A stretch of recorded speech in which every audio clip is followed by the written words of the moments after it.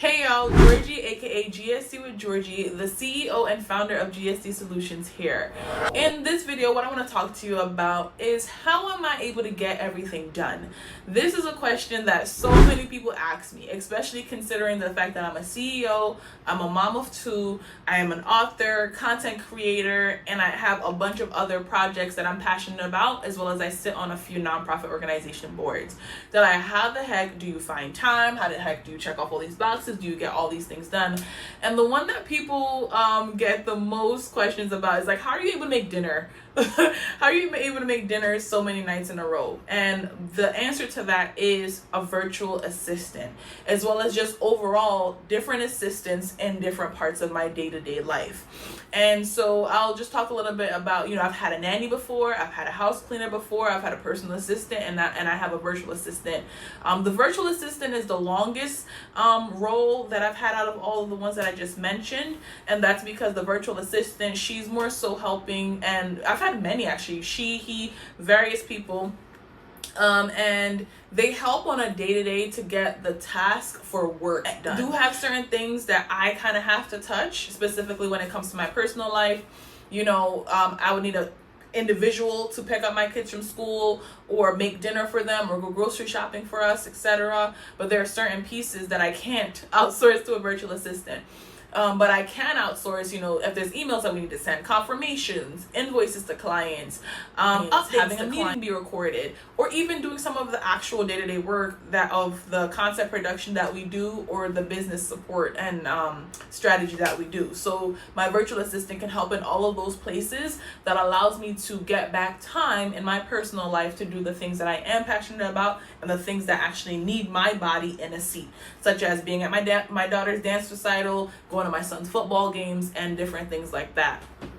And I know you're probably like, okay, cool, Georgie, you have all these people, great.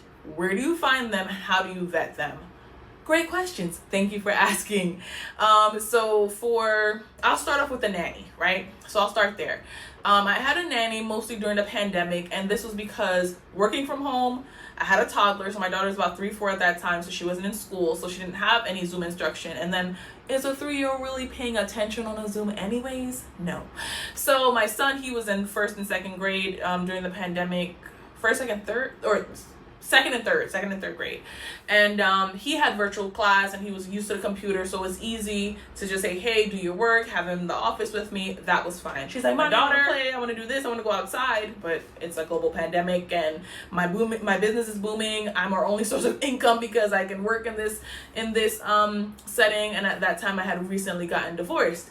So it was necessary to have an extra set of hands and support in order to get things done, especially to support my daughter in her development.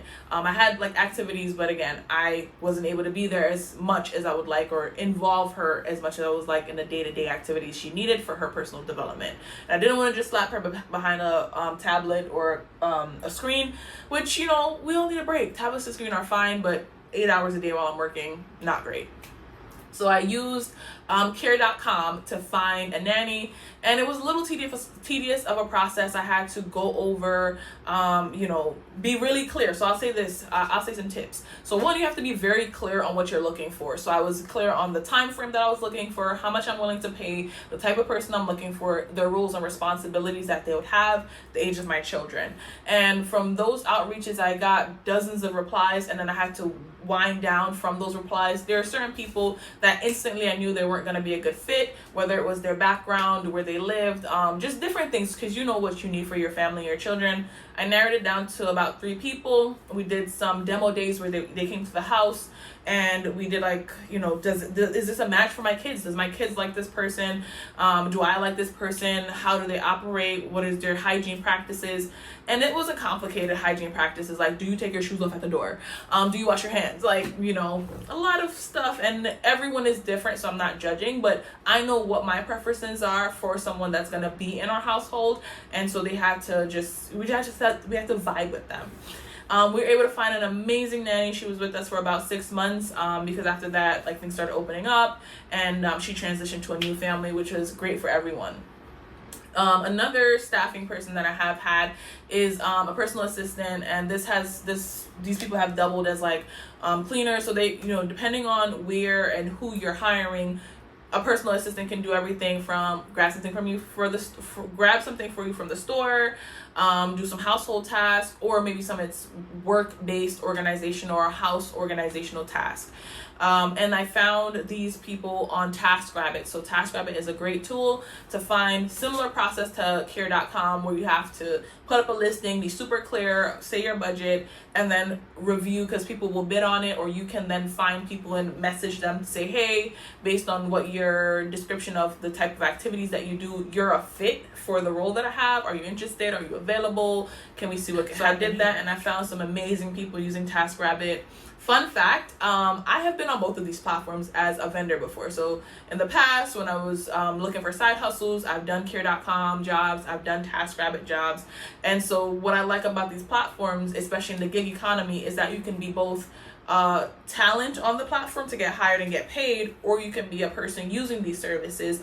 And again, finances, different stages of life will impact what side of the platform you're on.